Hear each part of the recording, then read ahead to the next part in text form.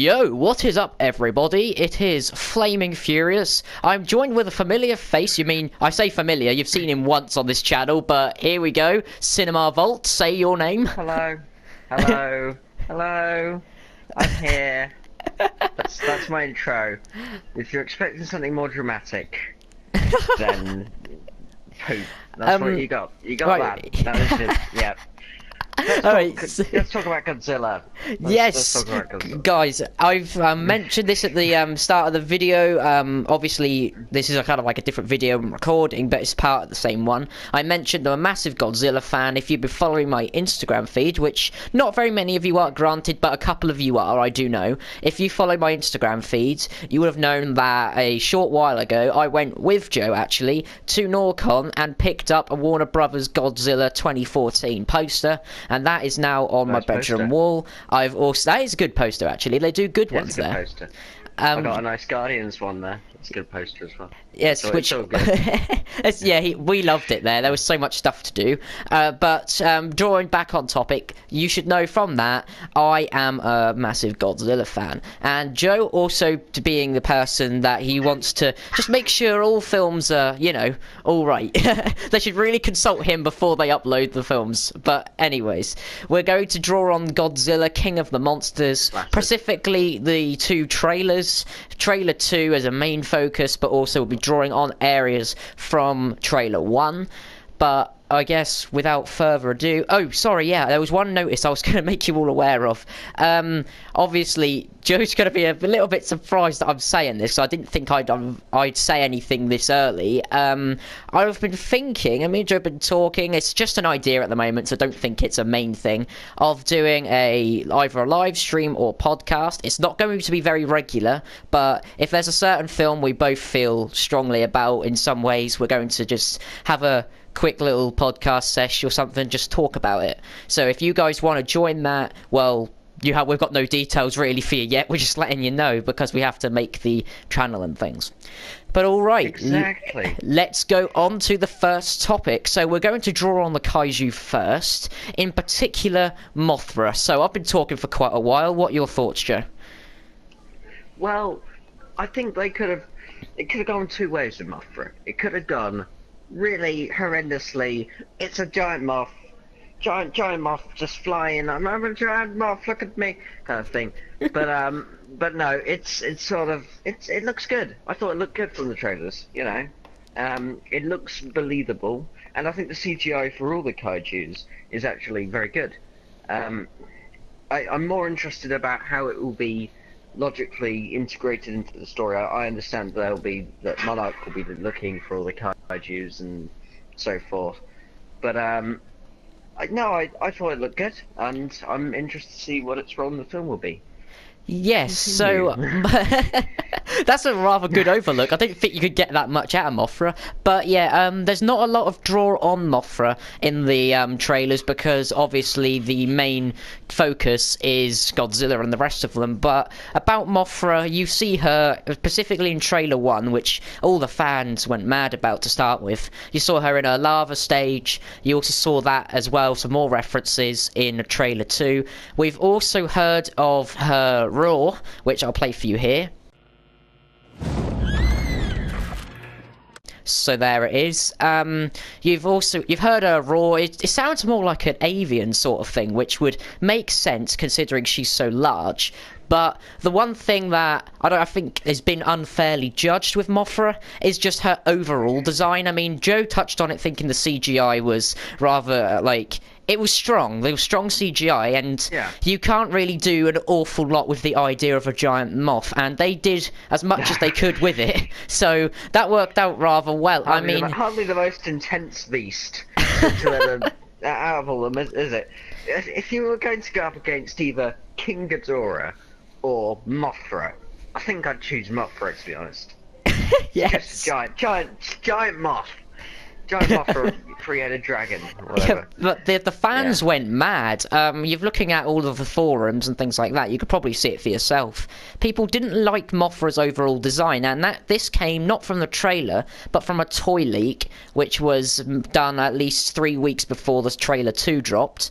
And it showed Mothra's design by accident. It was in like the back area of something else they were advertising. But the fact that Mothra has kind of mantis feelers as well as her normal 6 legs behind her, that didn't really make the fans very happy. But in the end, you do have to consider that when it comes to Mothra, you can't have the old Japanese design. It worked back then.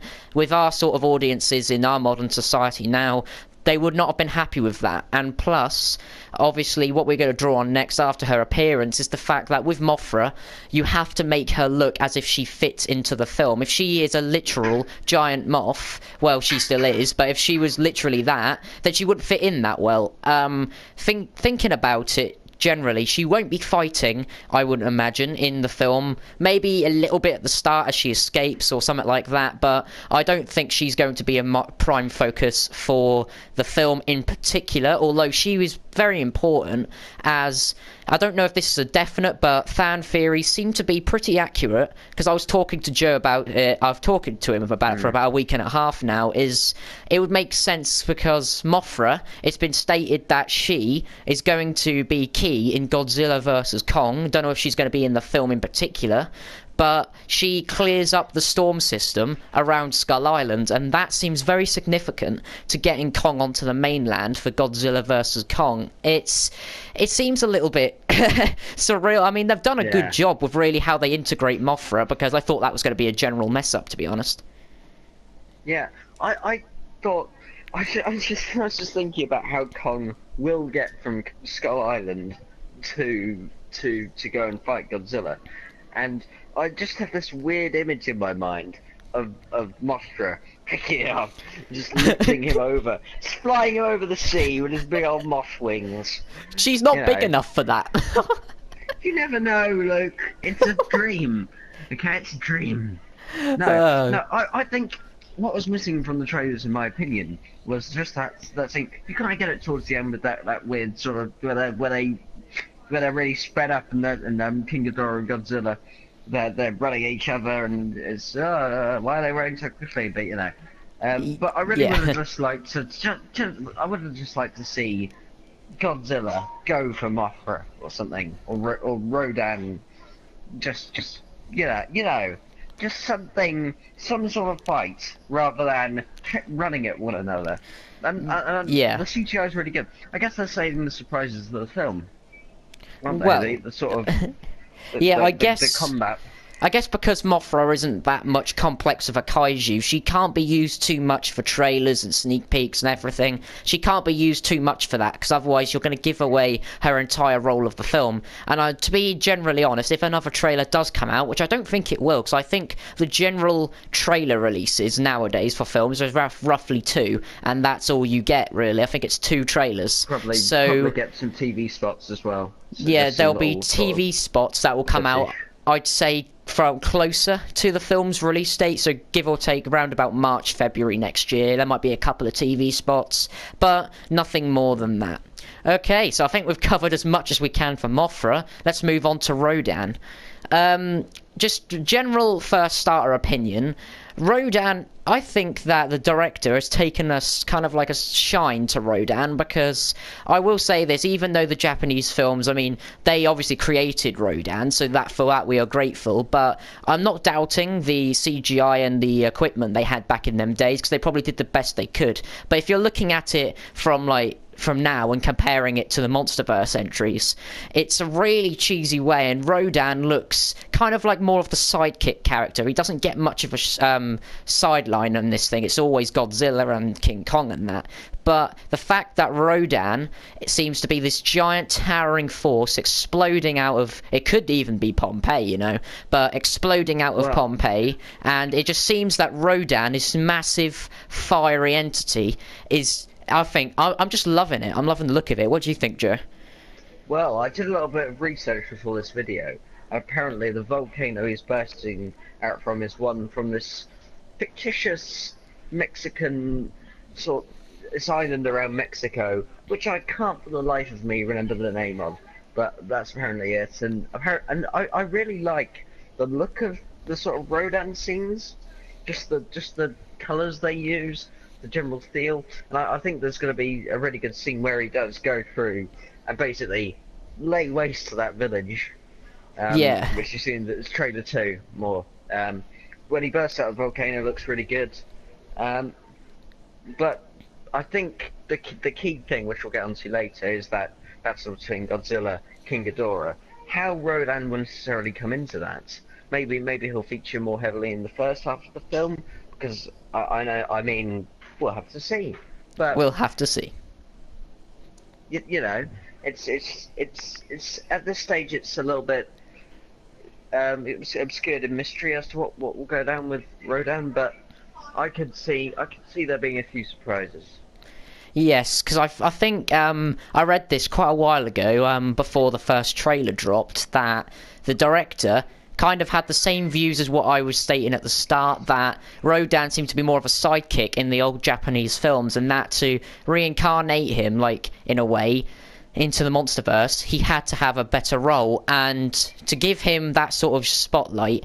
And apparently the director said in some ways, so all of you Godzilla fanboys, trust me, I am one, don't get angry at me for this, but in some ways the director states that Rodan could be more powerful than Godzilla. Now that's not in most ways, because Godzilla surely dominates Rodan in size, dominates him in strength, but in terms of other things, like maybe intelligence even, Rodan seems to be the superior to Godzilla, and perhaps we're hopeful that might mean Rodan appears in a couple of scenes with Godzilla. Whether that means that he's going to last long, he's going to have a full-on fight with him, or if it's going to be more mystery and like Rodan disappears or something, you never know, but perhaps he could have his own showdown with Godzilla if the director states it so.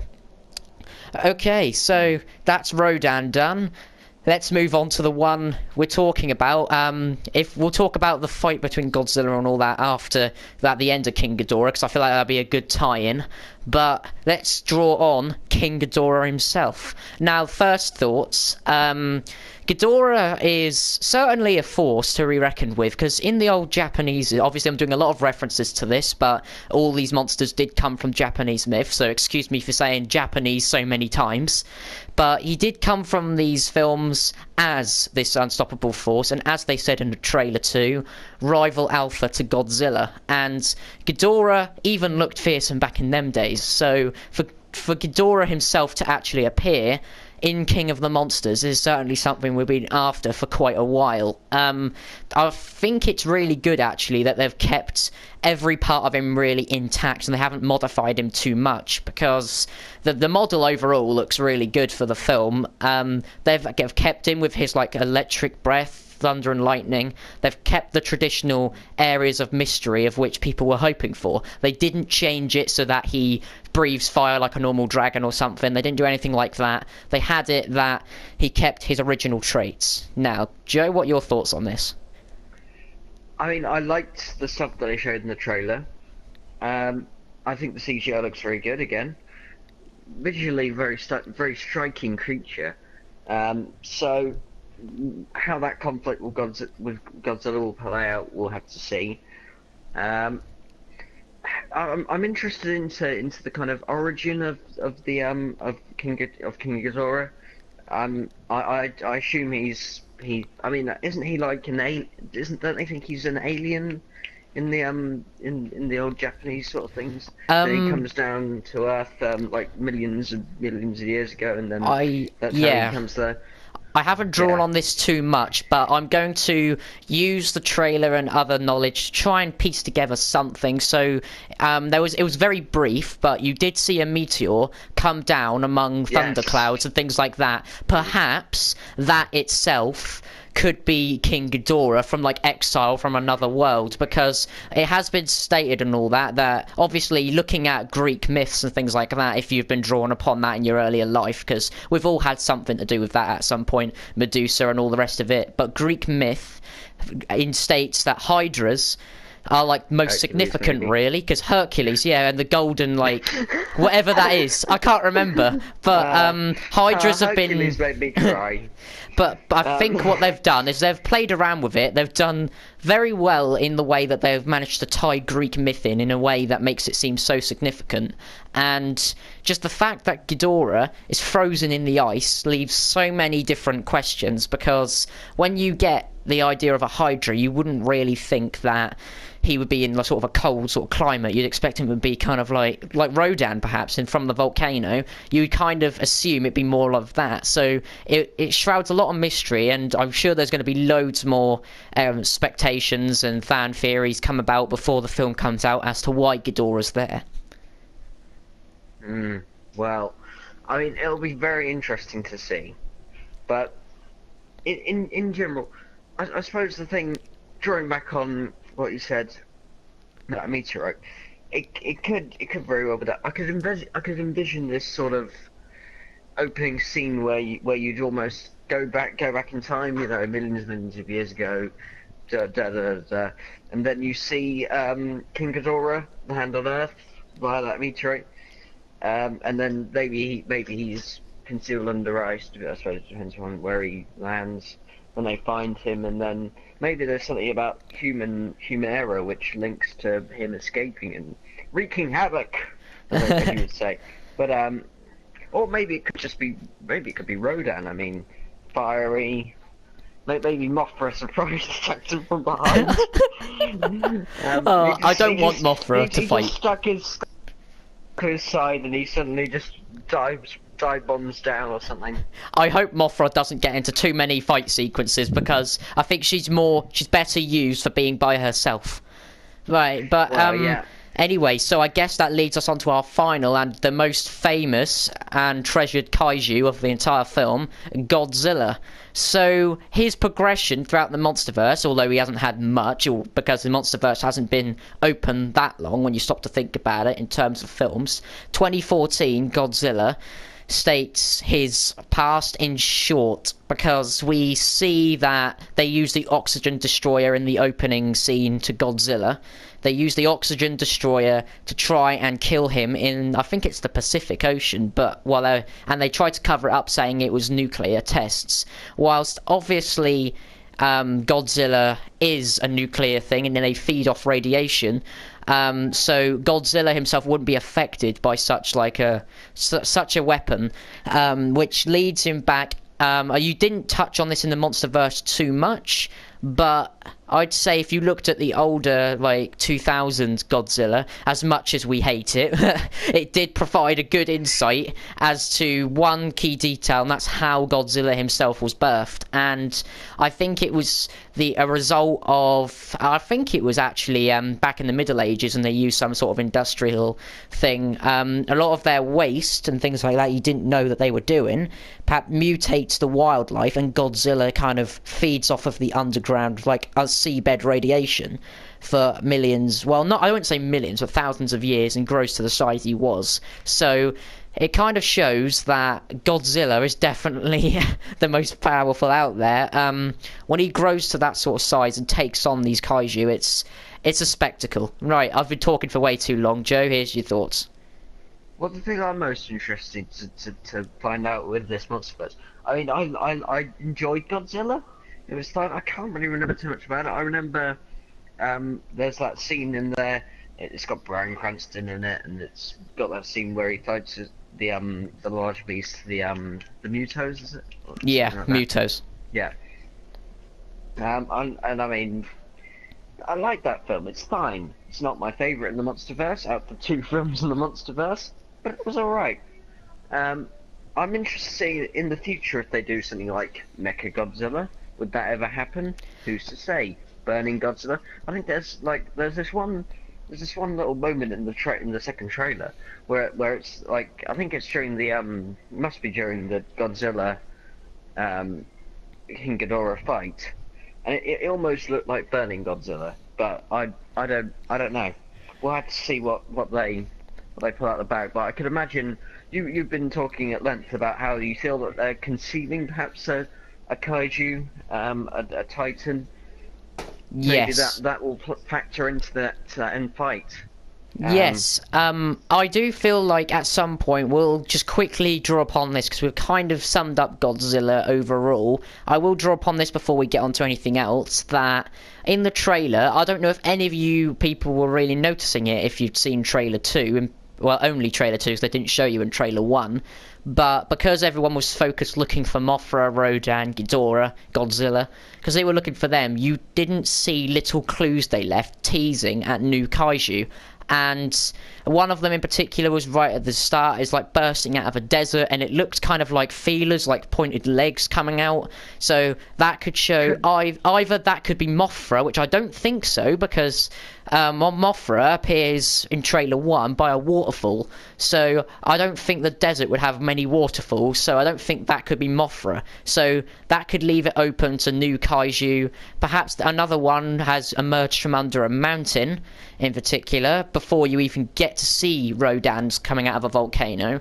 So the fact that you've seen 2 like emerging kaijus but you can't explain which ones they are, that's something for fan speculation. I've been trying to teach Joe as much as I can about kaijus he hasn't seen in the Monsterverse yet, because they're not easy to grasp, but these possible kaiju, it has to be something more powerful than Ghidorah. If obviously Godzilla's got another film planned with Kong after this, so he's gonna survive, but it's just who he's gonna fight, and it's either got to be Ghidorah or one of these 2 kaiju teased, and let's face it, it's more likely to be the teased kaiju. It's got to be stronger than Ghidorah in some ways, because otherwise Godzilla's just going to be like a walk in the park 'cause he's had experience. So, well, there you go, really, drawing on that. Okay, Joe, so I guess now let's talk about the ideas of the plot and our expectations, so starting with you. Right. So from these trailers, they look awesome. The visuals look awesome. But my biggest issue is I don't really get a great sense of story or how it's all kind of coming together. Maybe that's because I don't remember very much of Godzilla. I remember there's a lot of science, made up stuff, and that one guy that was in The Last Samurai going, "Let them fight." But I don't get a great sense of story. I'm almost a little bit worried that it will be a great looking film that almost misses the mark, narratively speaking. I hope that isn't the case, and I feel like they're keeping a lot of plot secrets. You kind of get hints in the first trailer that the young girl has her family, and you see the mum crying and going, "I'm a monster."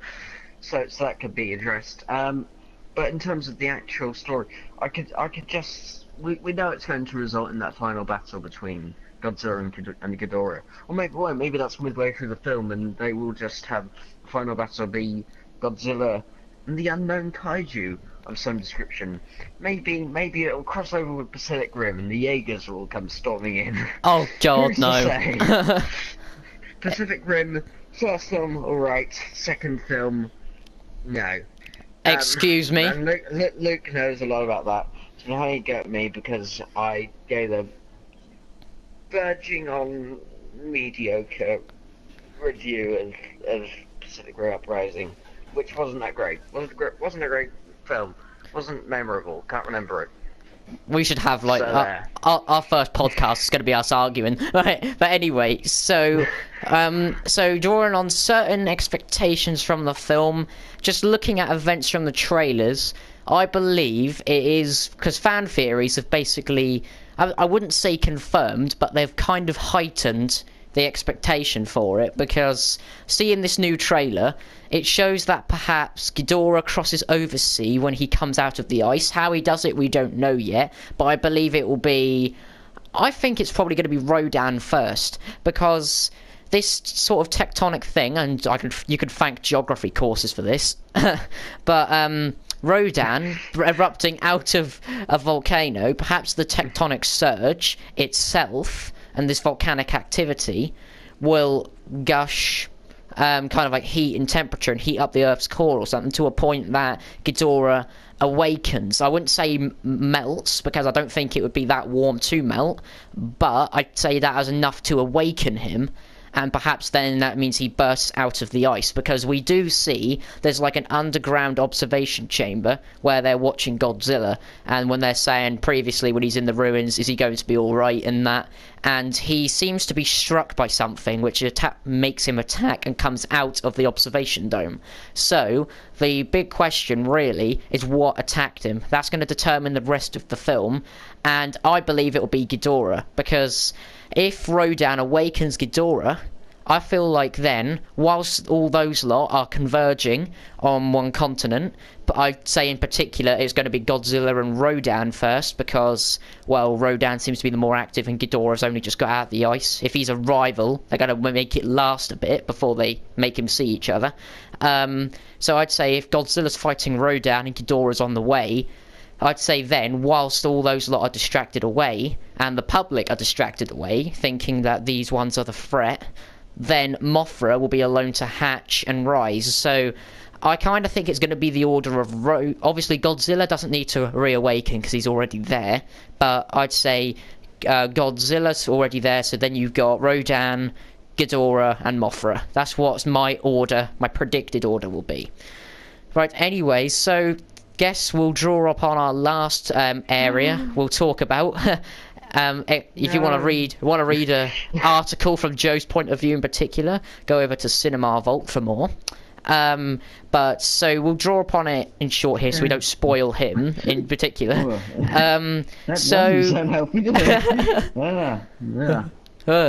Okay, so our predictions, what we want to happen for the film. My personal thing, I would say, is I just want it not to be cheesy, because as Joe said, obviously from the area of which Godzilla and Ghidorah converge and they come together, obviously to start a fight, they obviously was heavily sped up, and let's just say Godzilla, being the massive kaiju he is, he doesn't look good running. So I hope that was just like he was running on his little legs. Oh, look at me! I'm a scary monster. Come at me, King of the.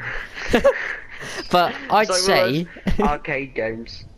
But because obviously looking at Godzilla 2014, that sort of style of movement, that was the one that we liked, because obviously if you're that large and you're that heavy, you don't move that quickly. I'd say if Godzilla's more of a paced walk, that would make it better. I was hoping that that was just sped up for the trailer so that the audio tracks and the sound effects and stuff, they can all like fit, so that obviously you don't get any criticism for a bad trailer. But just overall, I think they had to speed it up just to keep lengths against each other. I'm hoping it was just a little bit of editing and it's not going to be in the final product. I wouldn't imagine it would be, because that would just be a bit...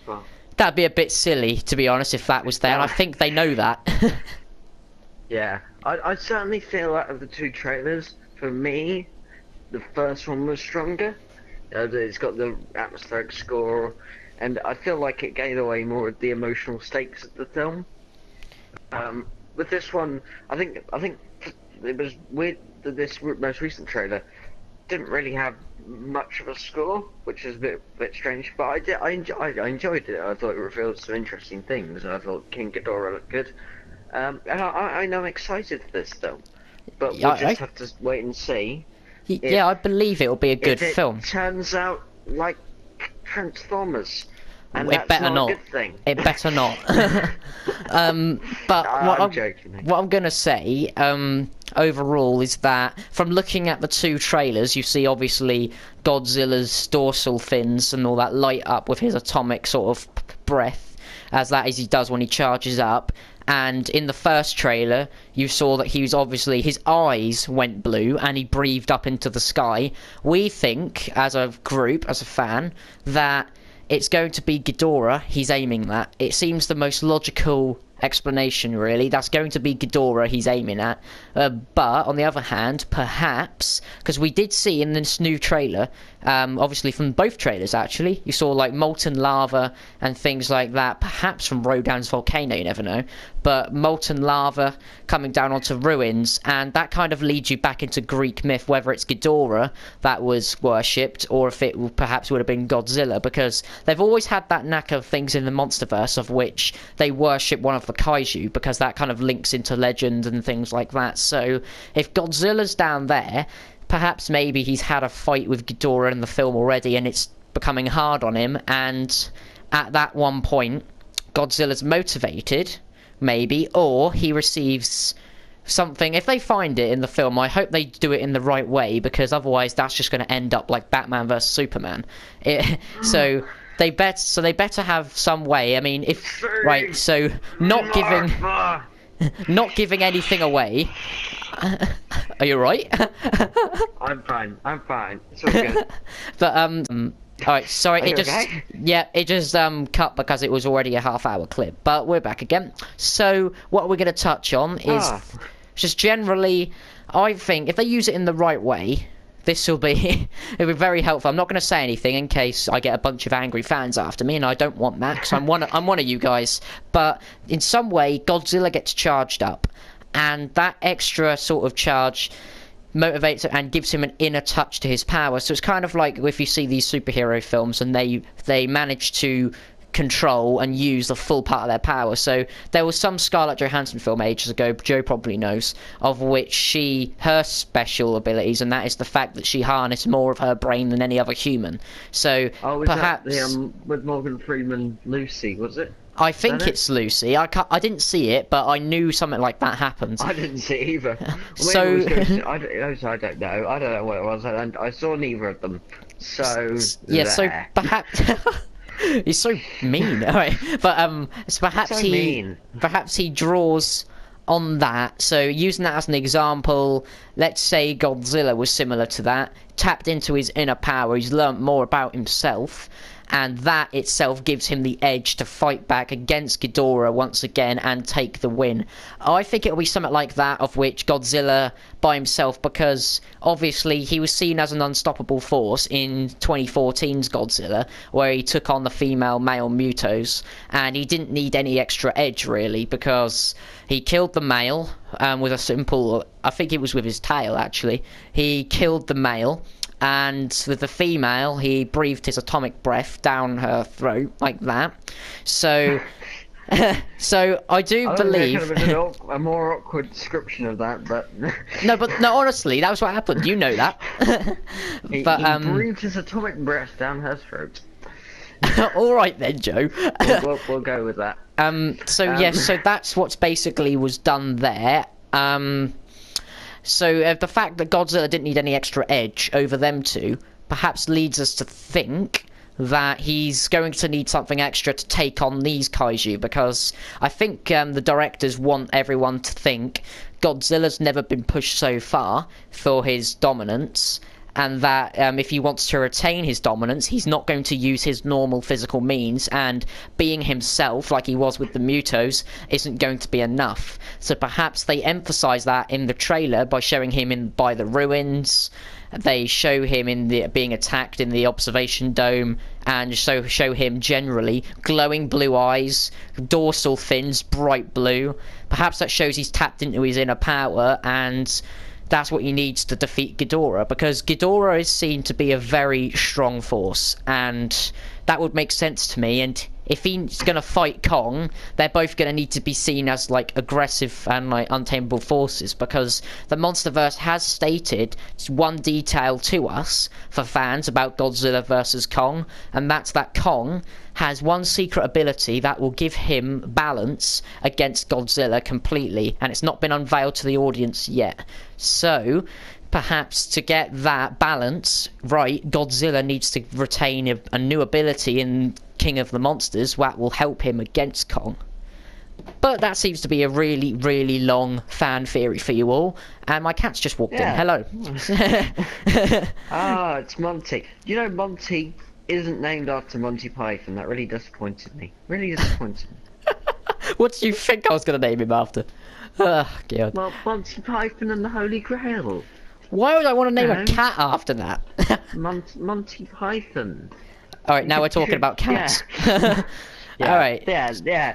So, Joe, is there... King of Cats, I don't know. Is there anything you want to add on to the end of this video?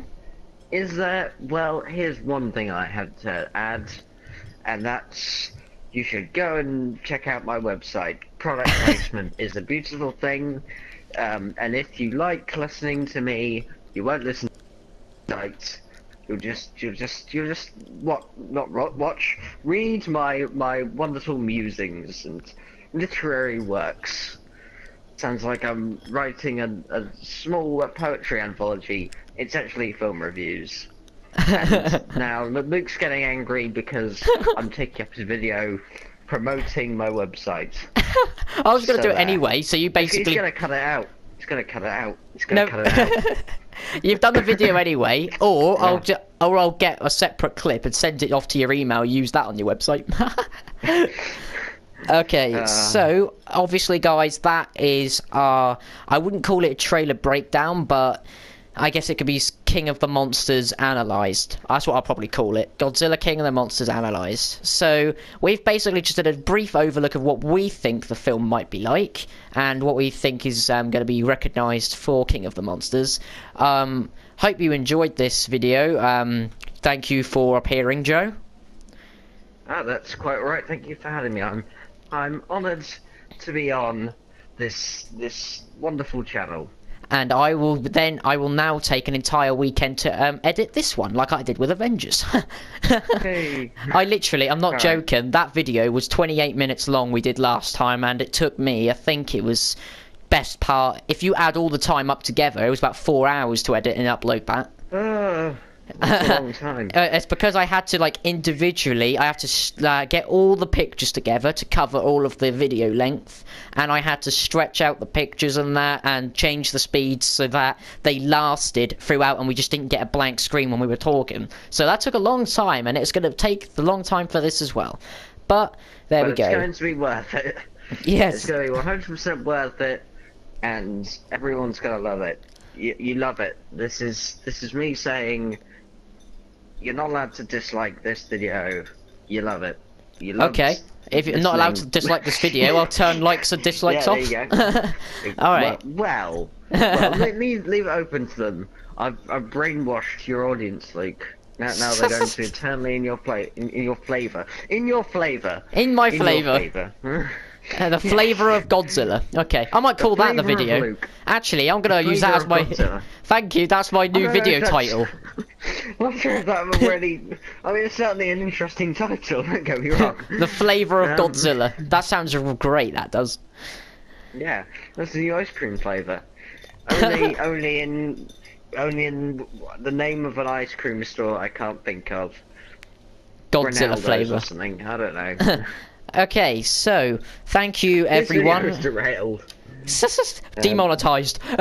Alright, so thank you guys for watching this video. It's been good to really talk about this because obviously me and Joe have had a lot of fan theories and that, so we're putting them all together, and I guess that makes a nice video. So hope you guys like that.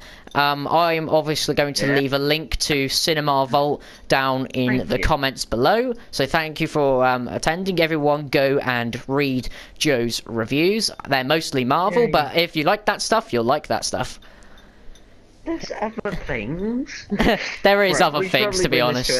There is. Alright, so thanks for watching. It's been Flaming Furious, and I guess I'm going to say Cinema Vault because that seems a better way to phrase it. That seems appropriate. So this has been Flaming Furious and Cinema Vault. Thanks for watching our flavour of Godzilla, and we will catch you later. Bye! Did you do?